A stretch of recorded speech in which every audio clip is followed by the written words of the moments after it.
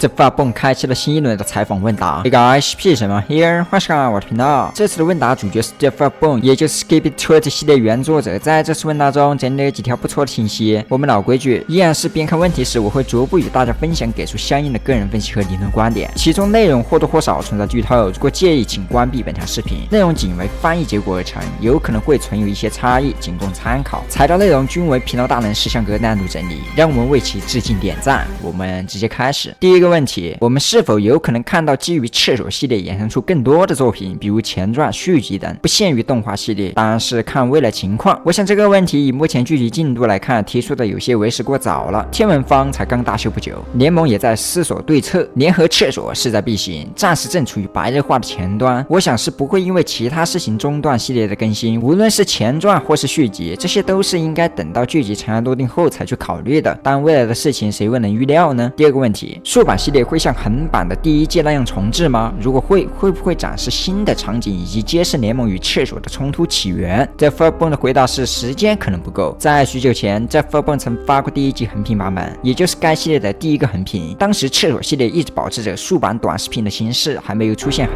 版，是39集开始才有的横版。由此大致可以推测一下，第一季横版与39集横版的发布时间相差仅有短短的半个月，其中发布了从33集到39集，在发布横版的第一季当天也发布了第10集的竖版季版。可能在 Fuck Boom 之前有过将该系列全集做成横版的想法，但不知出于什么原因搁置了。我想这与他的回答一样，那就是时间不够。竖版与横版的差异，工作量肯定是倍增的。其次是迫于新集推出的压力，重制版只能放下或是不做。但未来剧集完结后，不知道会不会再次提上来，我们未来再看。下一个问题，该系列发生的时间是哪个年代？答案是不是我们这个年代。关于年代这一点，这是个很模糊的概念，世界观不同代表就不同。虽然在剧中曾提到过年份，不过都是已过去的时间，年代目前只能当做参考。随后是关于电视人的传送问题，其中是否存在条件或者限制？答案是有的。除了目前展示过大电视能吸走黑烟外，我们在剧中还很难看得出来其他的。在其4集可以看出黑烟传送是指定到达位置的，但需要知晓目的地，也就是凭地点传送而不是单位，就仿佛架起了一个巨大的传送阵，联盟成员也就可以通过黑烟传走，而无需像锂电视那样抱着走。不知道其中是否存有次数限制。关于这个点，在传奇宇宙中的太阳电视有着一个储物装置，黑烟是通过该装置散发黑烟后获得传送能力，在消耗完后就无法传送。但这个仅是同人宇宙，仅用来作为参考。不过黑烟存在条件也算是给我们提了个醒儿，或许在未来剧中，太阳电视会因为黑烟的问题出现某种事故，但这个仅为猜测。来到下一个，在该系列中，基本每个阵营都有代表着本方的主题色，或者说能量的颜色。那么这些能量是否有不同？假设不同阵营使用相同的能量，会改变颜色吗？答案是都有不同的颜色。我们目前已知的是每个阵营都有独特的主题颜色，比如监控蓝色、音响红色、电视紫色、厕所橘黄色这样。本质来说，这些颜色代表了他们的各自种族。这个问题很刁钻，估计意思是相互间能否使用对方的能量。如果是这点，那么之前已经有了答案。无论是泰坦电视给双泰坦能量，还是泰坦监控将钳子转化，都可以将能量利用起来，并会转化为自己的颜色，所以颜色是会改变的，也就印证了这个问题的答案。继续下一个，我们都知道在 Fuck Boom 会在每集中隐藏许多的细节和伏笔，而这也衍生出了各大分析博主，帮助粉丝知晓其中的内容。那么问题来了，有没有一集中没有人注意到剧集中一些隐藏的内容？答案显然是的，而且不止一个。这个回答是必然的，无论是哪个分析博主都很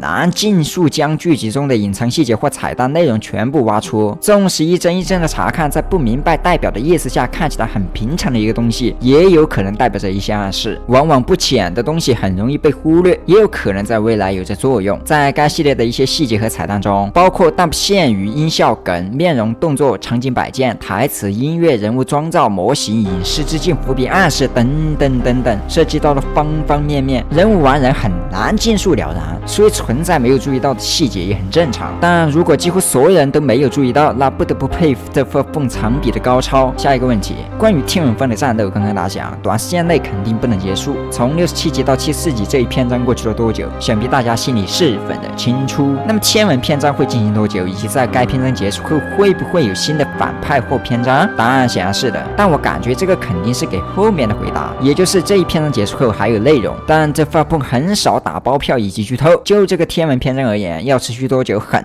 难猜测。而后我们再回到当时70集问答时的劲爆，在此前我们已经得知了其中提到的剧集确实非常劲爆，目前已经走到了76集，接下来还有提到的77集、80集也比较劲爆。在80集之后问到了后续还会有哪些剧集最劲爆，这发布在这次问答表示了全部。虽然说该系列线已经达到了极其劲爆的范畴，但不排除这是个抽象回答的可能。且不说离80集的距离，就算按目前的规律，怎么得也要3个月往上走，那么谁也难以保证，所以等就完了。最后一个问题，天文方是否有科学家？答案是或许，回答的很保守。但我们现在已知的是，基本所有阵营都有属于自己的科学家，哪怕赤手科学家已经嘎了，也还有个2嘚。那么我想天文方也应该有。假设之前出现的天文杂兵是地球造的，那极有可能也有其中的负责人，科学家就是个最适合的岗位角色，只不过现在没有出现。如果按他们科技遥遥领先的角度来看，这种层次的存在可能需要一定的时间才能看见。科学家是具有大智慧的，假设在大优势的情况下开局就放大，太不现实了。这发蹦从来不会将话说满，几乎留够了给我们遐想的空间，很赞。这些便是精选的几个问题了，但我看评论区有着不少粉丝就在发蹦和 Jump Studio 的关系有着疑问，我们再片面的说一下吧。关于2位创作者的关系，应该是好朋友，顶多有一点点损的那种，就像2个好兄弟间互相坑对方一样。无论是74集中暗指的时钟宇宙，还是蛋哥问话后得到了有些愚蠢的回答，亦或是时钟宇宙30集在发蹦的窥战，以及日常吐槽 Jump Studio 的剧透，本质上来看，双方都在互相调侃，他们不局限于这样的互动。Jump Studio 还给这发蹦准备了庆生短视频，以及这发蹦给时钟宇宙花絮07指挥官恶搞配音等等等等。假设2者有所隔阂，这些任意一个都不会出现，所以大家不用担心，铁着呢。好了，本期的视频内容到这了，如果你喜欢的话，记得不要忘记点赞关注哦。我是 Peace 班，我们下个视频再见。